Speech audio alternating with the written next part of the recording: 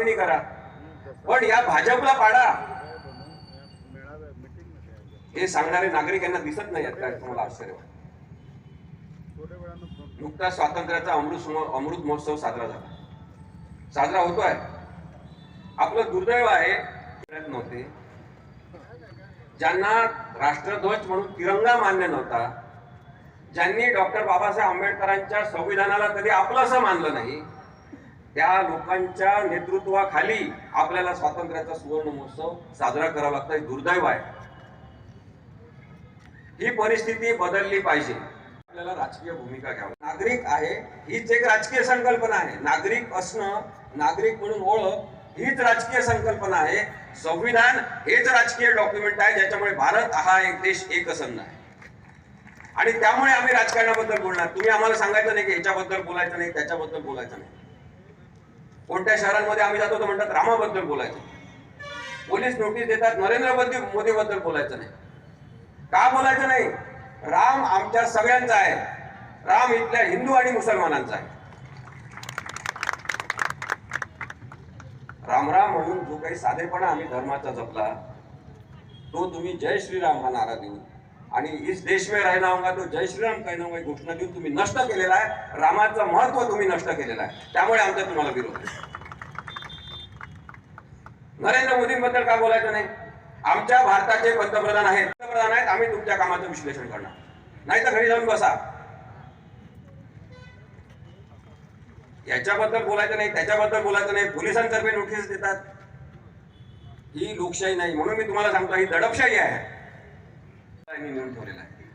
भुकेलेले लोक आणि भुकेलेल्या घरातल्या लोकांची संख्या प्रचंड यांनी वाढवून ठेवली आहे. त्यांच्याकडे सातत्याने नरेंद्र मोदी आणि अमित शहा यांनी दुर्लक्ष केलेलं आहे. 125 देशांच्या यादीमध्ये 109 नंबर 107 नंबरवर आज भारत देश आहे.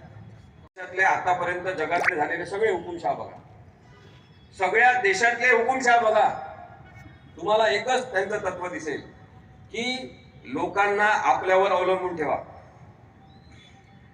त्यांना भुकेलेलं ठेवा आणि त्याच्यामुळे तुमचं कल्याण होणार आहे असं सांगा. त्यांना दाखवा मी अवतार आहे, मी मसीहा आहे, मी तुमचे दुःख सोडवणार आहे. नरेंद्र मोदी हेच करत आहेत. 80 करोड लोकांना मी जेवायला देणार असं सांगतात. 5 वर्षासाठी मी योजना वाढवली असं सांगतात. लाज वाटत नाही? 5 वर्ष तुम्ही जेव्हा सरकार चालवत होते आणि याच्यानंतर 4 वर्ष आता चालवताय, तेव्हा तुम्हाला लाज वाटत नाही की तुम्ही आणखी आजही 80 करोड लोकांना जेवण देता म्हणता आणि याच्यानंतर अजून 5 वर्ष देणार म्हणता? हा कोणता विकास आहे? प्रश्न विचारायला पाहिजे. निर्भयपणे प्रश्न विचारण्यासाठी निर्भय नागरिक आम्हाला पाहिजे, जिवंत करायचे. हे शब्द उभे राहिले पाहिजे आणि हे शब्द उभे राहत आहेत महाराष्ट्रामध्ये. त्यामुळे महाराष्ट्रातून आपल्या पायाखालची जमीन सरकलेली आहे हे नरेंद्र मोदी अमित शहा यांना माहीत झाले. त्याच्यामुळे वारंवार महाराष्ट्रामध्ये येतात. असं सांगितलेलं आहे की संविधानिक आणि वैज्ञानिक दृष्टिकोन वाढवला पाहिजे. ही जबाबदारी सरकारची आहे, सगळ्या यंत्रणांची आहे, लोकप्रतिनिधींची आणि नागरिकांची सुद्धा आहे. हा माणूस जर पाण्यात ते काहीतरी घालून वगैरे उडी मारत असेल, तिथं काहीतरी मंदिर हलवलेलं आहे ते पाहत असेल आणि मग वरती येऊन आम्हाला सांगत असेल की आता माझ्या जीवनाला मोक्ष मिळाला, तर मोक्ष मिळाला असेल तर जा तुम्ही.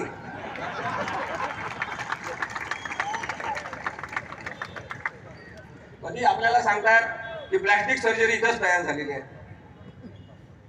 मग म्हणतात वो नहीं क्या हमने भगवान शंकर का बेटा उसका मुंडी कट कर दिया था. तर त्यावेळेस जेव्हा हत्तीचं मुंडकं आणून आम्ही लावलं ती प्लास्टिक सर्जरीच होती भारतात. तेव्हा प्लास्टिक सर्जरी असं म्हणतो. एवढा अवैज्ञानिक माणूस. आपल्या सगळ्यांना लाज आणि शरम वाटली पाहिजे की केवळ भारतातच नाही तर परदेशामध्ये सुद्धा यांनी भारताची नाचक्की केलेली आहे. शास्त्रज्ञांनी यांना प्रश्न विचारला पेपरमध्ये लेख लिहून, तेव्हा जर प्लास्टिक सर्जरी होती तर मग हत्ती कशाला वाया घालवला, तेच मुंडकं लावायचं होतं. यांच्याजवळ तार्किक प्रश्नांना उत्तर नाही. आणि म्हणून मला असं वाटतं की आज मी हे म्हणत नाही, 100 शास्त्रज्ञांनी पत्रक जारी केलेलं आहे. भारतातल्या 100 शास्त्रज्ञांनी पत्रक जाहीर केलेलं आहे आणि त्यांनी सांगितलेलं आहे की आपल्या भारतामध्ये अत्यंत अवैज्ञानिक दृष्टिकोन राबवण्यासाठी नरेंद्र मोदी जबाबदार आहेत. ज्यांचं डोकं ठिकाणावर आहे ते सगळेजण जागृत होत आहेत. आता आपली सगळ्यांची वेळ आहे की आपण जागृत झालं पाहिजे आणि ठरवलं पाहिजे. संसदेमध्ये इतरांना चिडवल्याप्रमाणे लहान मुलांच्या शाळेमध्ये जसं असते ना, चिडवल्यासारखं बोलायचं, हसायचं विनाकारण, तशा प्रकारचे बालचाळे करणारा नरेंद्र मोदी आणि अमित शहा जेव्हा संसदेमध्ये भाषण सुरू असतात तेव्हा आपल्याला दिसत नाही का, आपण बघत नाही का कशा पद्धतीने बोलतात. अत्यंत विद्वत्तापूर्ण, अभ्यासपूर्ण आणि मुद्द्यांवर चर्चा झालेली भारतीय संसद या माणसांनी पाठवलेली आहे. हे कलम केव्हा लावायचं? प्रशिक्षण झालेलं आहे त्यांचं, पोलीस प्रशिक्षणामध्ये मीच गेलेलो आहे अनेकदा. पण राजकीय दबावाखाली येऊन पोलीस ज्या पद्धतीने 153 याचा वाईट वापर महाराष्ट्रामध्ये करत आहेत त्याचं एक उदाहरण आहे. निखिल वाघेंनी ट्विट केल्यानंतर त्याच्या संदर्भात गुन्हा दाखल झाला. आपल्याला दिसत असताना हा कोल्हापुरातला जिल्हाधिक धडाकेबाज न्यायाधीश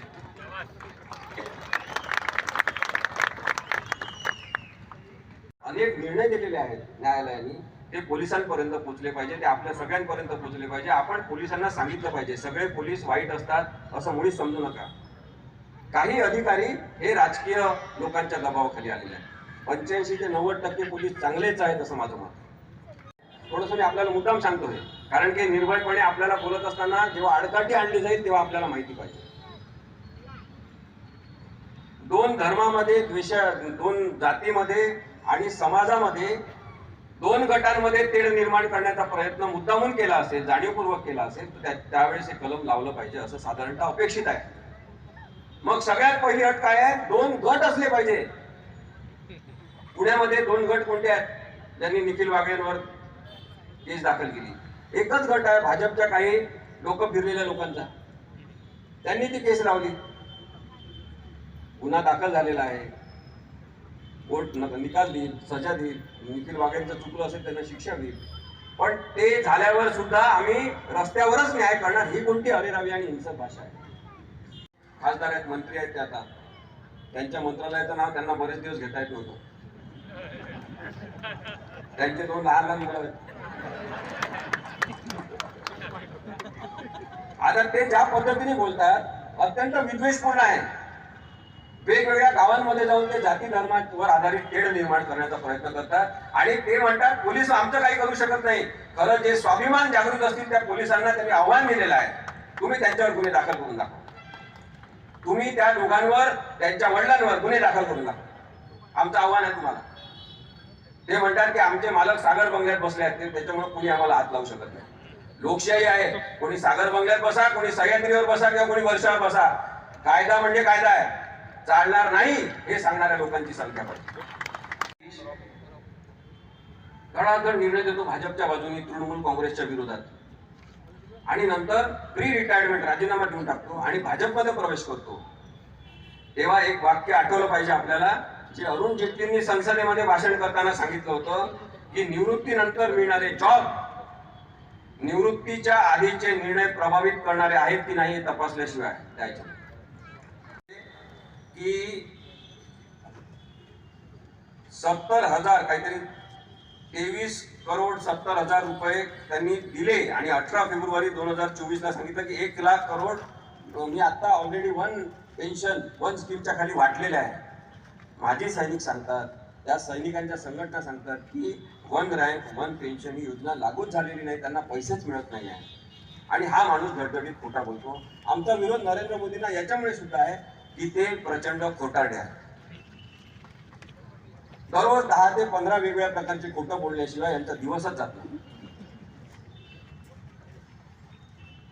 ते म्हणतात गरीब घरातून मी आलेलो आहे. आता त्यांचं एक भाषण आहे, मी गरीब घरातून आलो आहे, म्हणजे प्रत्येक वेळेस स्वतःची दयनीय अवस्था सांगतात.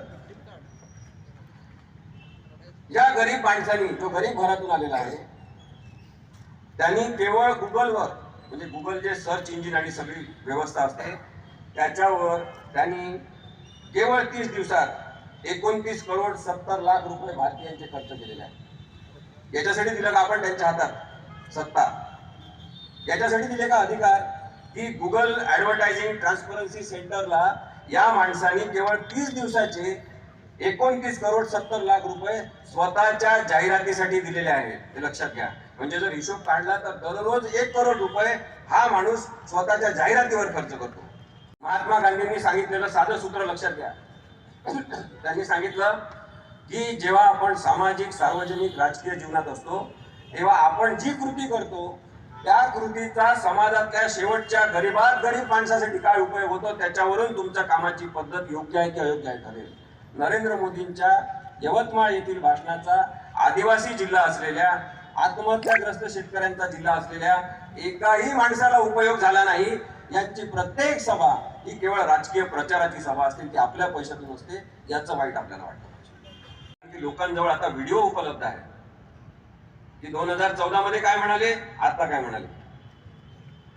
एकदा म्हणाले की मी जवळपास काहीतरी 15 वर्ष भीक मागून जगलो, दुसऱ्या वर्षी म्हटले 10 वर्ष जगलो, मग म्हटले 20 वर्ष जगलो. लोकांचा व्हिडिओ आहे. त्यामुळे मोदी विरुद्ध मोदी अशी जाहिरातींची लढाई आपल्या जवळ आता आपल्या मोबाईलवर उपलब्ध आहे आणि तुम्ही ती पाहू शकता. हे निवडणुकांचं जे युद्ध आहे हे सुरू होत असताना सामान्य नागरिकांनी मोदी विरुद्ध महत्वाचा मुद्दा अशी लढाई केली पाहिजे. यांना विचारलं पाहिजे बेरोजगारीबद्दल, यांना विचारलं पाहिजे गरिबीबद्दल, यांना विचारलं पाहिजे जे भुके लोक आहेत ज्यांच्या पोटात भूक आहे त्यांच्याबद्दल, यांना विचारलं पाहिजे स्त्रियांच्या प्रश्नांबद्दल, यांना विचारलं पाहिजे शिक्षणाबद्दल, आरोग्याच्या अस्वस्थ प्रक्रियेबद्दल, आयुष योजना काढून त्याच्यामध्ये करोडोचा भ्रष्टाचार झाला त्याच्याबद्दल. तर या मुद्द्यांवर हे उत्तर देऊ शकणार नाही आणि म्हणून मोदी विरुद्ध मुद्दा अशी जर लढाई झाली तर मोदींचा पराभव 250 पेक्षा बेकार परिस्थिती असणार आहे का भारत सरकार आहे सांगा. यांनी जर मोदी सरकार आणलं असेल तर आपल्याला आता ठरवायला पाहिजे की भारत सरकार प्रस्थापित करण्यासाठी आपण मतदान करणार. मोदी की गॅरंटी अशी एक यांची जाहिरात आहे. मग आम्ही जेव्हा प्रयत्न करतो काय आहे मोदीची गॅरंटी, तर एक बाई व्हॉट्सअपवरून सगळीकडे फिरत होत्या, सगळ्यांची मदत मागत होत्या, सगळ्यांना सांगत होत्या की 7 फेऱ्यांची गॅरंटी तर मला सुद्धा दिली होती या माणसाने.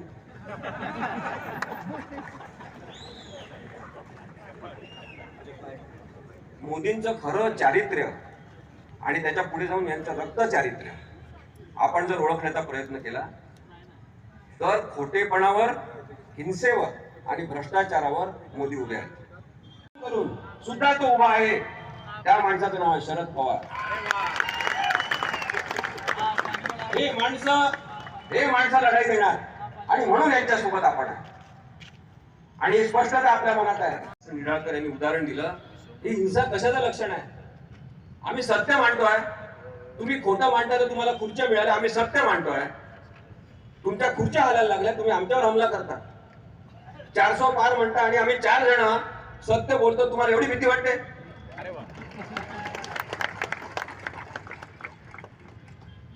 परिवार आहे असा हिटलरचा ठाम विश्वास होता. हिटलरला पाठिंबा देणारे जे लोक होते त्यांना हिटलरवर टीका केली तर बिलकुल सहन होत नव्हतं. हिटलरने सर्व त्याच्या विरोधकांना राष्ट्रद्रोही, राष्ट्रविरोधी, अतिरेकी असं म्हणून जेलमध्ये टाकलेलं होतं. सगळे प्रश्न आणि समस्या आपण क्षणार्धात संपवून टाकू, मला इतके दिवस द्या, तितके दिवस द्या, मी जर्मनी मधल्या समस्या संपवतो असं हिटलरने निवडणुकीच्या वेळेस सांगितलं आणि हिटलरनी जर्मनी देश बुडवला. हिटलरच्या प्रचाराची महत्वाची घोषणा लक्षात घ्या, गुटर टॅग कॉमेन. अशा प्रकारची घोषणा हिटलरची होती. भाषणाच्या आधी तो म्हणायचा आणि त्याचा मराठीत अर्थ आहे अच्छे दिन आएंगे. हिटलरला कपडे घालण्याची प्रचंड आवड होती. वेगवेगळ्या प्रकारचे कपडे घालायचे, मॅचिंग करायचे, डिझायनर कडून कपडे शिवून घ्यायचे, स्वतः पण चेहऱ्याला मेकअप करायचा, थोडंफार लिपस्टिक लावायचं. या सगळ्या गोष्टी ज्या आहेत हिटलरला आवडत होत्या. आणि आपल्याला इथे कोल्हापूरच्या लोकांना आश्चर्य वाटलं पाहिजे, महाराष्ट्रातल्या लोकांना बघायला मिळालं पाहिजे की इथे महाराष्ट्राचे छत्रपती शाहू महाराज आज अत्यंत साध्या कपड्यामध्ये बसले, नेहमी साध्या कपड्यामध्ये. साधेपणा आपल्याला पाहिजे राजकारणामध्ये, साधे माणसं राजकारणामध्ये पाहिजे, दिसणारे माणसं पाहिजे की असे साधेच आहेत, खोटारडे माणसं नको. आणि म्हणून छत्रपती, तुम्ही तपासा हिटलरची हिस्ट्री, हिटलरला स्वतःचे फोटो काढून घेणे फार आवडत होते. हिटलर तेव्हाच्या फिल्म इंडस्ट्री मधल्या लोकांना बोलून बोलून त्यांच्यासोबत फोटो काढायचे, त्यांना जेवायला बोलवायचे. या सगळ्या घटना लक्षात घेतल्यावर आपण कोणाला मांडून बसवलेलं आहे हे आपल्या लक्षात येत असेल तर ती चूक सुधारायला पाहिजे. शेवटचा मुद्दा मी नेहमी मांडतो सगळ्या भाषणात,